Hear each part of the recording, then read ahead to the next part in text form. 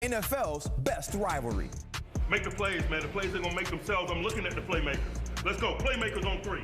1, 2, 3. Playmakers. Let's get it. Come on, man. Football Guys is all about players balling on bad teams. He got in 2 fights in a row for blocking too hard. Played every single defensive snap this season, 1,152 snaps. That's a football guy.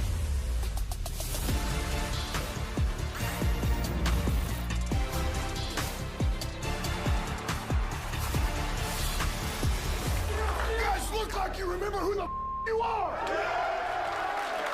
Like that just doesn't happen. You got to work through it, grind through it, and go through the downs to get to the ups of where we're at. That was unbelievable, man. Division winners, back-to-back seasons, and the #1 seed. Welcome to Inside the NFL, brought to you by Infinity. Dan Campbell and the Lions, well, they get a week off, but here we do not. I'm your host, RC. This is Chris Long, the coach, Bill Belichick in his UNC blue, and Chad Johnson, the birthday boy. Happy birthday, brother. Happy birthday. Okay, I appreciate that. Okay, guys, before we get into this wild card weekend, we need to discuss some of these coaching changes. We saw Antonio Pierce let go from Vegas. Gerard Mayo is no longer in New England. Doug Peterson, Jacksonville. What, if anything, about some of these moves surprises you? Well, I think patience is at an all-time low, right? And I think for a guy like Gerard Mayo, who's actually a draft classmate of mine, guy I know well, and a dude I was hoping would get a better opportunity. Listen, every opportunity to coach be a head football coach in the National Football League is great, but I don't feel like he got a fair shake. And I think RKK, Robert Kraft, was trying to do the right thing by him, but in the process put him in an untenable situation, as he put it.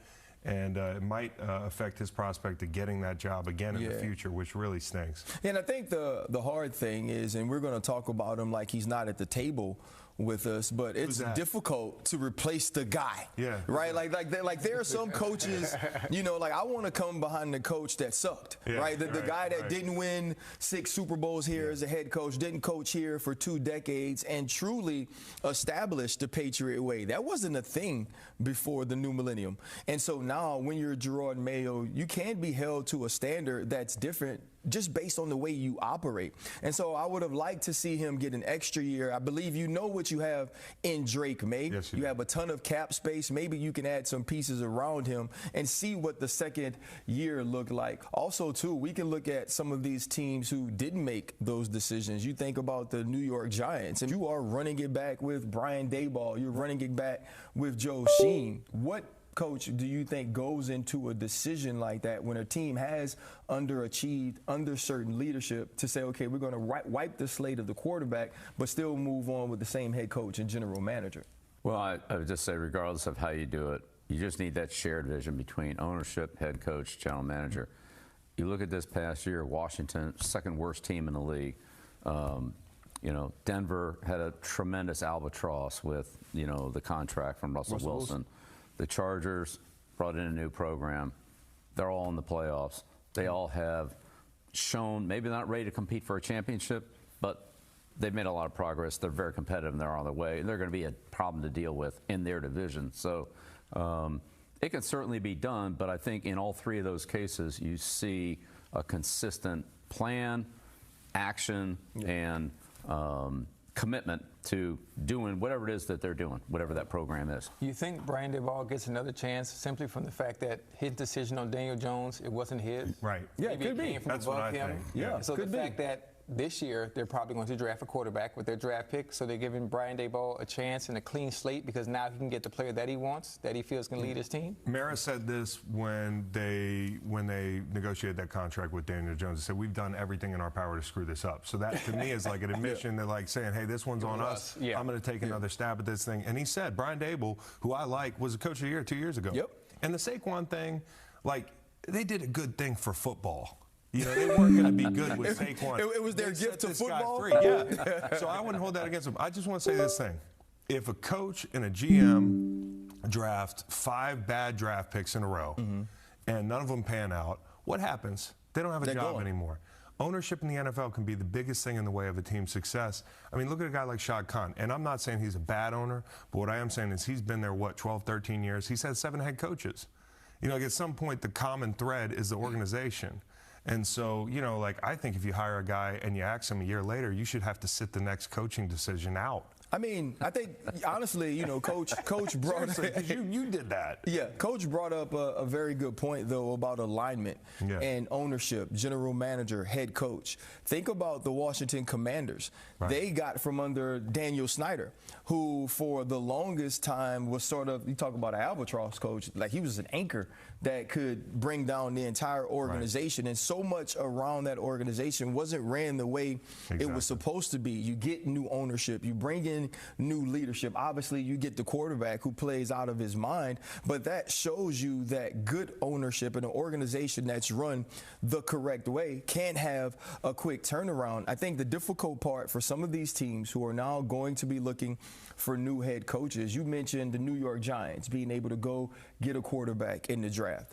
I would love to be with Drake May, who's shown me that he could be a good quarterback. Right. I would love to be with Caleb Williams if I believe that he's a guy that has shown signs of moving forward. He could be a good quarterback, because you can't guarantee what you're going to get from these kids in the draft, especially in the draft, Chris, that doesn't seem to have that guy. You might not like this draft class. Yep. You know what I mean? So there's a lot of different opportunities out there, some with quarterbacks that have to prove something, some with guys who are known commodities, and some where you know you can be rolling dice on a young kid. Coach Belichick, I always would wonder this. Like, you were an excellent X and O coach, right? You've done so well defensively throughout your career, but also your organizational skills, being able to implement a culture, your ability to delegate were all parts of why you became the greatest NFL coach of all time. What do you think are some of the more important characteristics to be searching for in a head coach? Well, when you're a coordinator and you become a head coach, it's two different jobs. Mm-hmm. There's really no training. I was fortunate that in my last few years with the Giants under Coach Parcells, he included me in a lot of the decision-making, things that you're really not really aware of as a coordinator, contracts, injuries, some discipline problems, could be other factors with acquiring players or in the organization. You learn those very quickly as a head coach, and you end up spending a lot of time on those, and you delegate the coaching to somebody else. But it's about the program. It's about building a program like you had at Pittsburgh, right? Like the Chiefs have in Kansas City, like the Ravens have in Baltimore. You know, that year after year, those teams they kind of look the same, they kind of act the same, they kind of compete, you know, in a similar manner, and they've had sustained success. Maybe for Robert Kraft, that plays a little bit into, okay, we saw enough of Gerard. I thought he was the guy. Maybe I made a mistake. It's time to move on and do something And that's different. within his right. But I do think he stepped in it because he created, as he put it, an untenable situation for a young coach, and a young black coach at that. You know, it's hard for those guys to get opportunities, and you give a guy an opportunity, and it's really not an opportunity. Yeah. You know, you look at this for young black former players who got those jobs, both Antonio Pierce and Gerard Mayo lose those jobs, and you wonder if they'll ever get that opportunity again. Both of those coaches are AFC coaches, and coming up, it's all about the AFC for it better than them. The Harbaugh effect is real. Back in April, the Chargers were bad enough to pick 5th overall, and this year they're the 5th seed in the AFC playing against the Houston Texans. Chad, when you think about this matchup for this weekend, what stands out to you? I mean, what stands out to me, in order for the Texans to even have a chance, the O-line has to play well. They have to play better. Led by Laramie Tunsil, who's been up and down as well all season. I mean, that O-line has struggled. All of C.J. Stroud's processing decisions have been sped up because the O-line hasn't been able to block anything that has to deal with movement. TEs, ETs.